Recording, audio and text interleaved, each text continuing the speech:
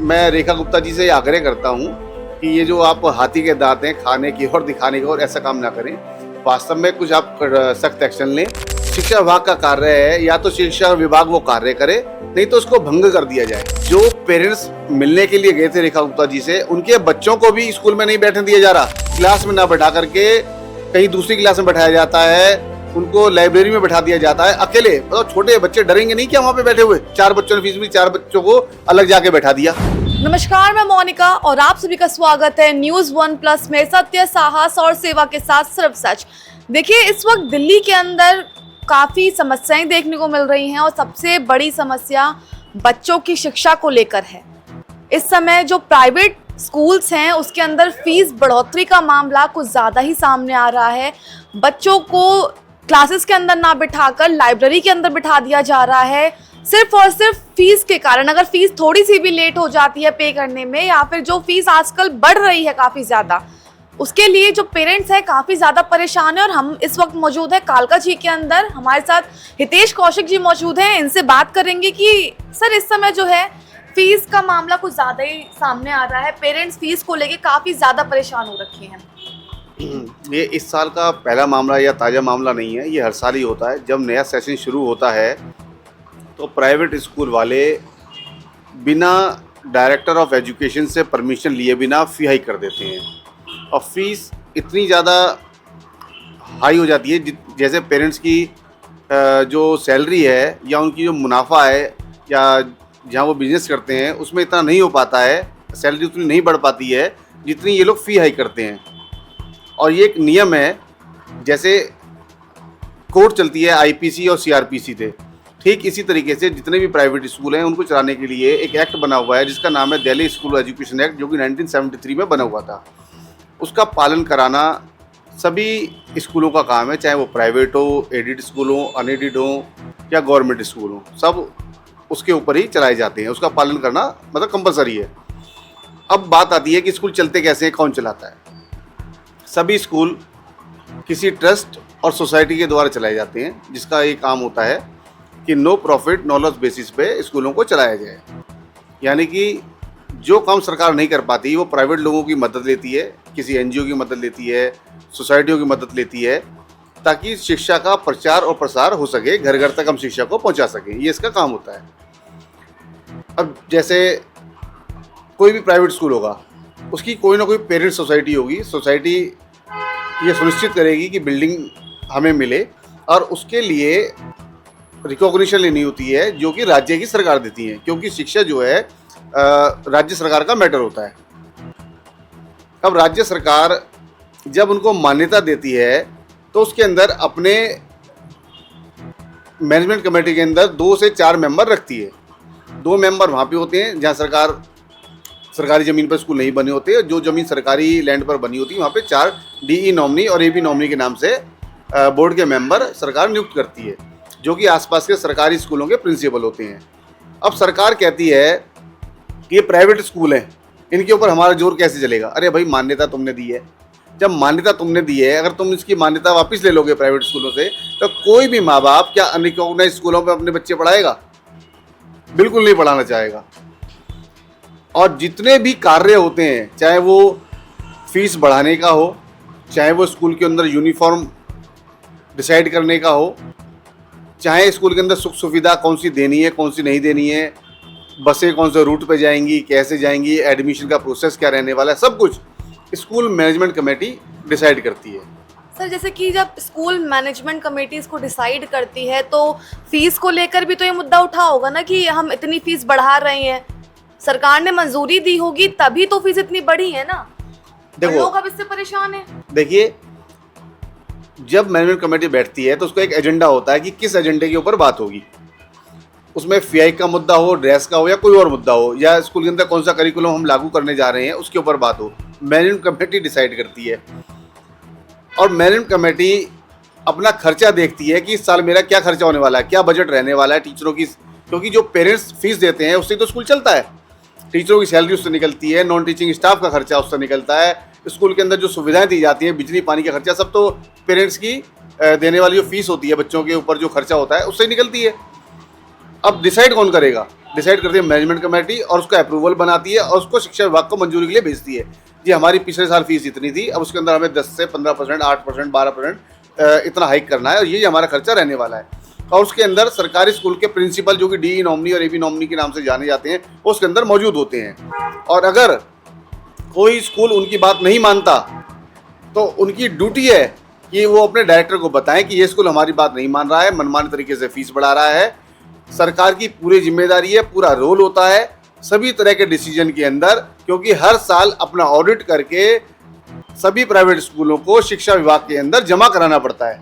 ये रूल है as per Delhi school education act. तो सीधे सीधे सरकार जिम्मेदार है किसी भी गैर कानूनी कृत्य के लिए जो भी प्राइवेट स्कूलों में होते हैं।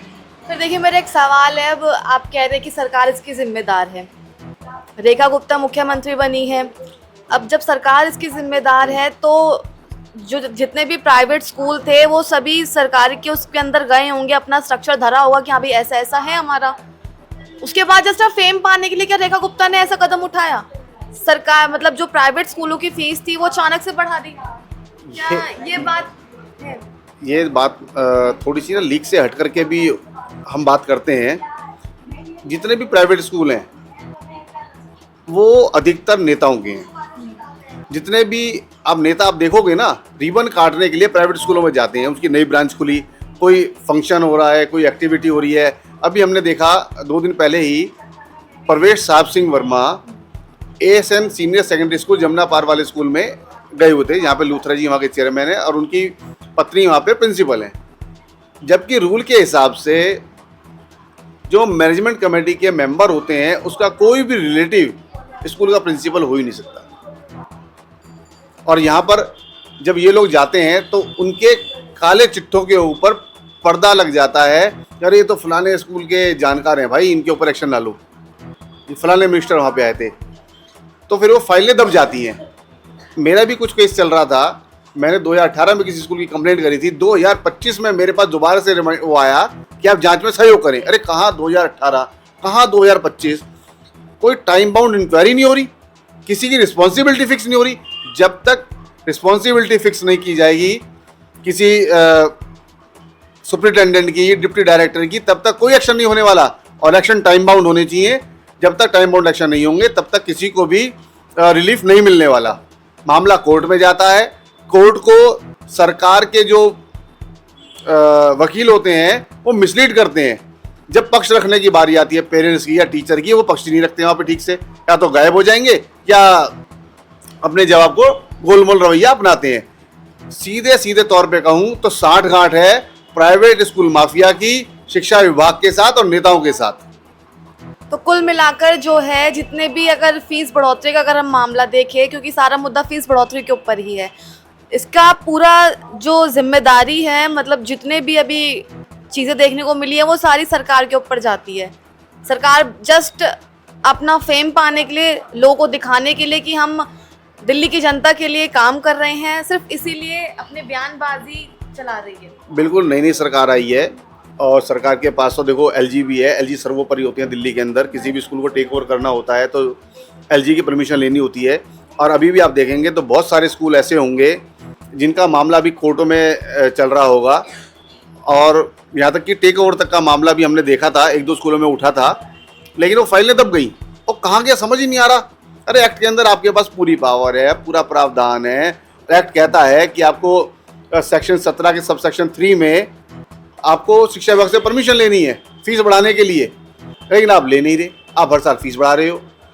और ये रेखा गुप्ता जी का अभी हमने देखा था कि स्कूल के बच्चे उनसे मिलने के लिए गए और उन्होंने कहा कि फ़ोन करके बुलाओ स्कूल के मैनेजमेंट को, इनकी हम मान्यता रद्द कर रहे हैं। अरे भाई तुम ऐसी नौटंकी कर रहे हो अपने नेम फेम पाने के लिए, क्या स्कूल वाले नहीं देख रहे होंगे? क्या करके बुलाओ? अरे तुम राइटिंग में बुलाओ उनको, भाई तुम्हारे पास पावर है, तुम राइटिंग में तो उनको चिट्ठी भेजो, शो को नोटिस भेजो, बुलाना चाहिए था उनको, स्कूल की जिम्मेदारी बनती है।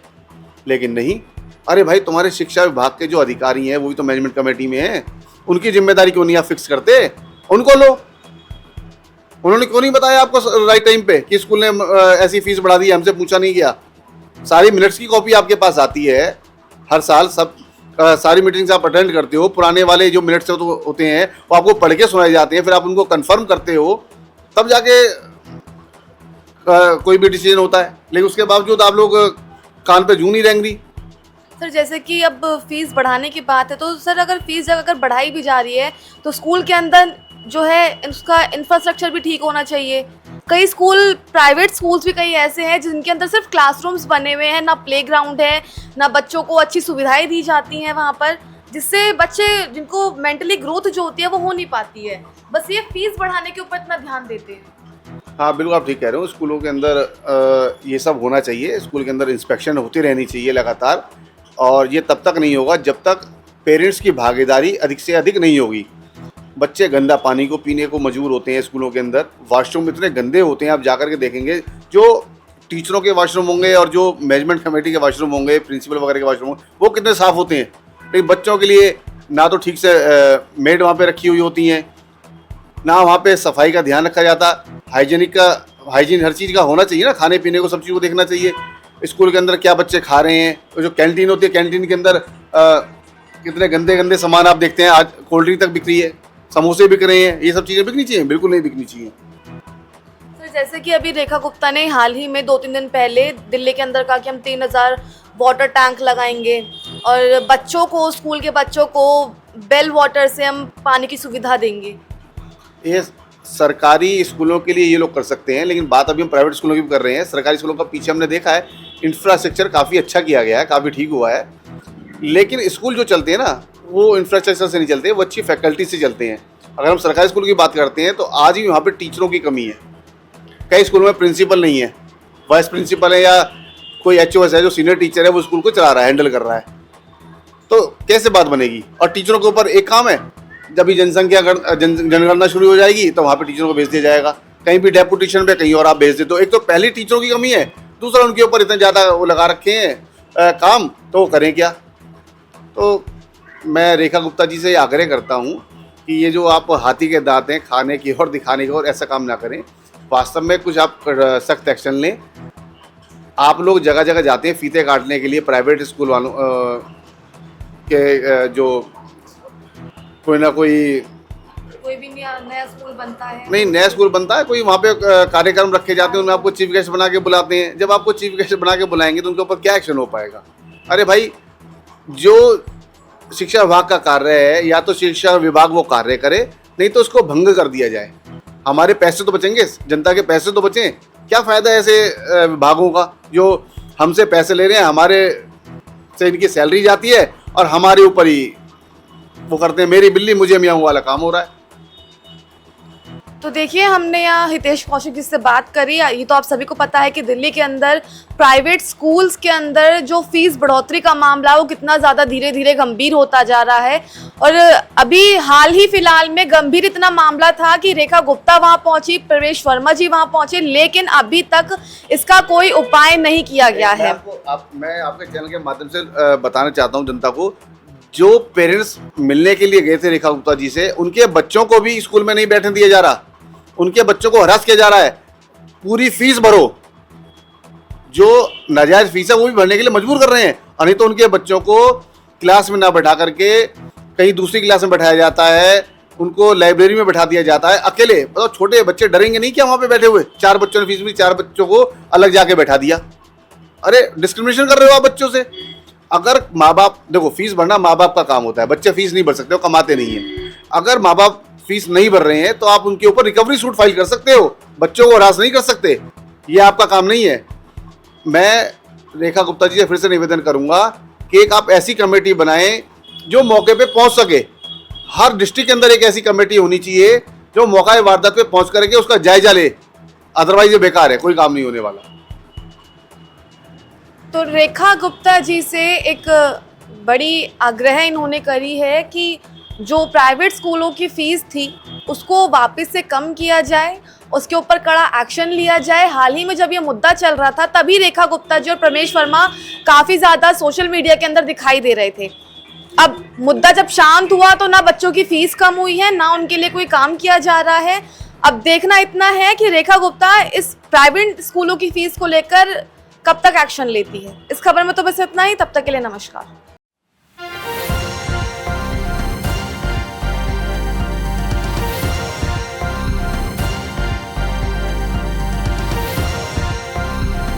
आप देख रहे हैं न्यूज़ वन प्लस, हर वक्त हर खबर।